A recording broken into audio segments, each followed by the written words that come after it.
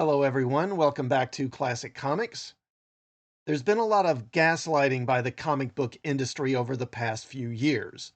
Comic book sales are pretty much the worst they've ever been, and more fans have grown apathetic about the hobby and just gotten out of it completely, and comic book shops have been closing all over the country.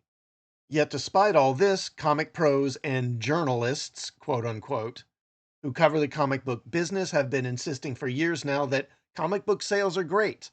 The comic book industry is fine, often by conflating sales of manga with American comics. And the people who claim otherwise, they say, are, at best, trolls who don't know what they're talking about, or bigots who only make these claims because they don't like the new diverse titles that are being published now. For some time now, I've been asking myself, how much longer can the industry maintain this? How much longer can they continue to publish garbage comics that no one wants, that no one reads, and that don't even seem to have a clear audience? Well, it looks like the dam may finally be breaking. There have been some cracks showing for some time. Comic book pros ditching the big two and moving over to Substack, comic book pros complaining about the lousy pay, comic book companies hiring people who are clearly unfit for the job, and for proof, just look at the shoddy writing and lousy art in so many modern comics, and people who have no prior experience, but they get hired anyway because they're cheap labor. And then there's the collapse of Diamond, the main distributor of comics, back in the early days of the pandemic. But recently, there have been increasing complaints online from comic pros saying that they can't even get paid, that they've been waiting weeks, even months for payment for work they've already done. And unlike before, the number of complaints has reached the point that journalists can no longer pretend that it's not happening.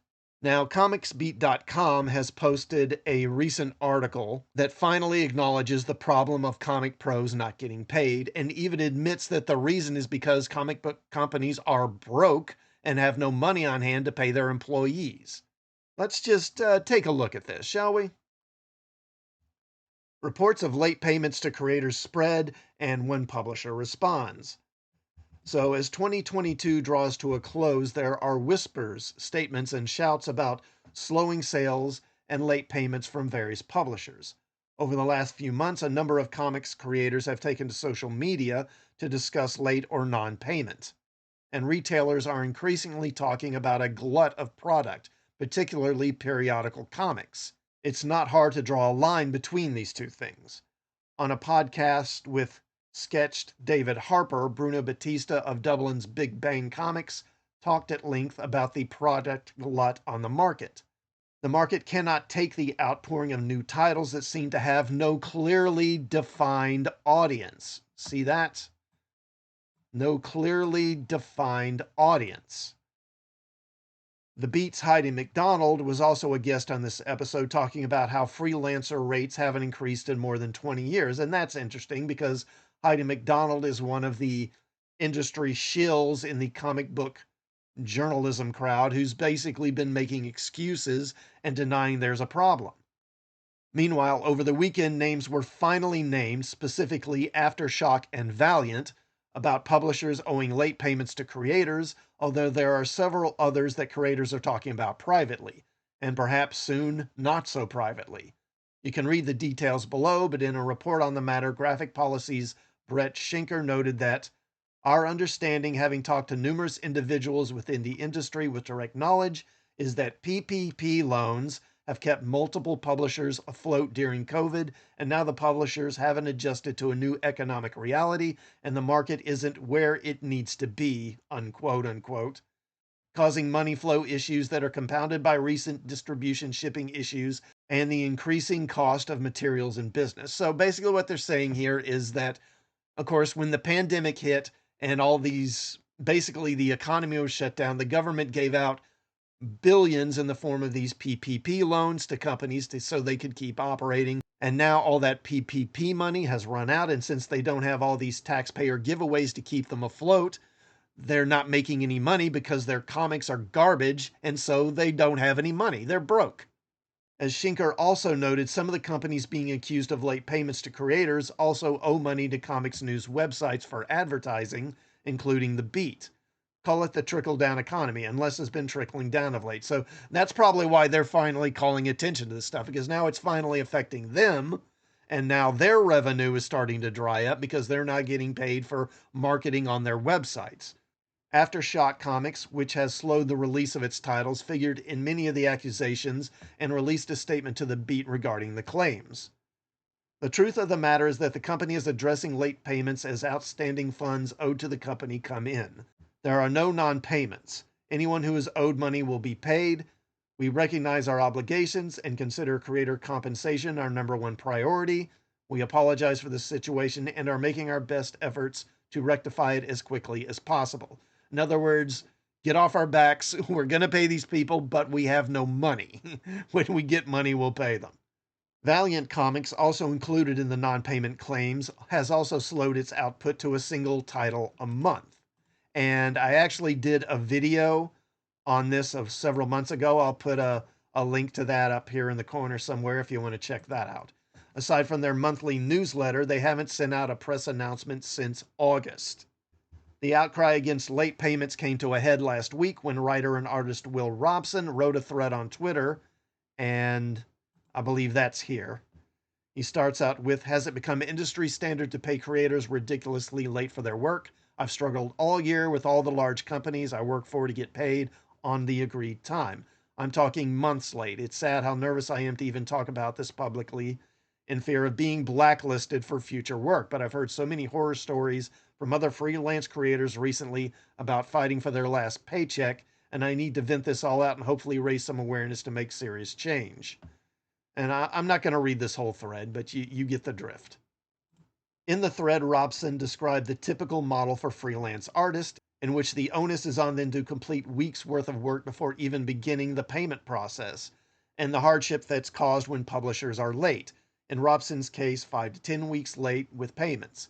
He elaborated that the biggest companies in the business are now delaying payments regularly, which is what led him to speak out. Among the many responses to Robson's thread, Joe Quinones tweeted about a pair of publishers who were either or currently are extremely late with payments for completed work. And I believe that's right here.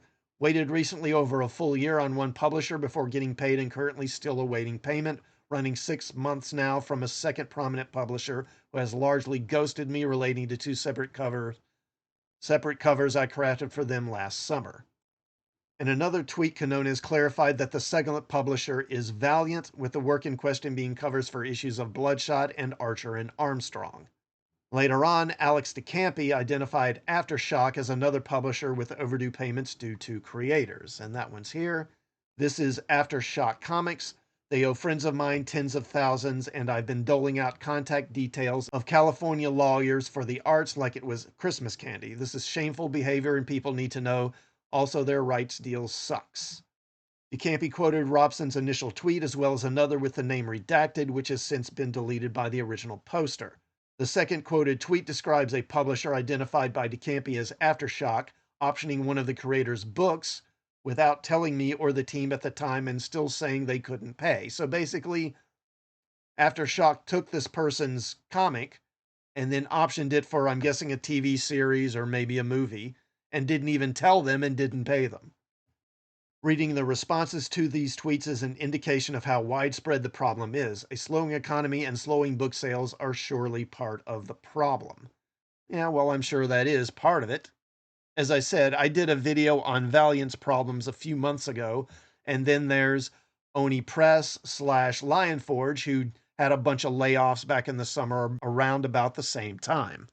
IDW Comics was one of the first comic companies to start announcing layoffs back when the pandemic hit. And they've relied heavily on licensing popular properties like G.I. Joe and Transformers, but they're apparently losing those licenses, probably because the comics aren't selling.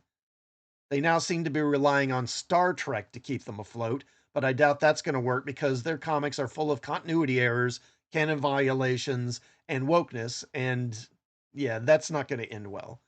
IDW is also optioning some comics for streaming shows, which will probably help bring in some money. So let's take a look at this one. IDW sets 6 comics and graphic novels for TV development, including Satellite Falling from Orphan Black writer Will Pascoe. Comic and graphic novel publisher IDW has set 6 of its books to be developed into television projects with showrunners attached to each. The series in development include Bacchus, Dragon Puncher and Spoonie, Corgi, Lodger, Relic of the Dragon, and Satellite Falling. Has anyone heard of any of these things? I sure haven't. But really, how many of these shows, even if they get optioned, how many are actually going to get made into shows? And how long will those shows even run? Maybe a single season? I mean, considering how the streaming services, even Netflix, are bleeding money right now, that's probably not going to save them long term. Now, the companies should have hit these points years ago. But as this article said, they've been kept afloat by PP loans from the government for the last couple of years. And now that the pandemic is ended and that money has run out, they're basically going broke because they're putting out all these comics that don't sell. And that's why these companies are now pleading poverty. I mean, if sales are so good, why are you so broke? Huh? Now, the big two are owned by billion-dollar corporations. And the amount these companies are losing is so small to them. I mean, what kind of amounts are we talking about? Several hundred thousand, maybe a million or two at the most, probably. To Warner Brothers, Discovery, or Disney, that's like a rounding error on their spreadsheets. They don't care. They can absorb those losses without a problem. They're losing tens, maybe even hundreds of millions on failed movies. That's what they're worried about. But the smaller publishers, they can't absorb these losses. And now it's finally getting so bad that they can't keep it hidden anymore. And with the economy likely getting worse in the short term, it's going to be interesting to see if any of these companies finally go out of business. Do you think the comic companies can survive this? Do you agree or disagree with my take on the state of the industry? If so, what's the solution? Or is there a solution? Or is it just already too late for the comic book industry and there is no saving it? Let me know in the comments. And please like, share, and sub to the channel, and hit the bell for notifications, and I will see you all next time. Thanks for watching.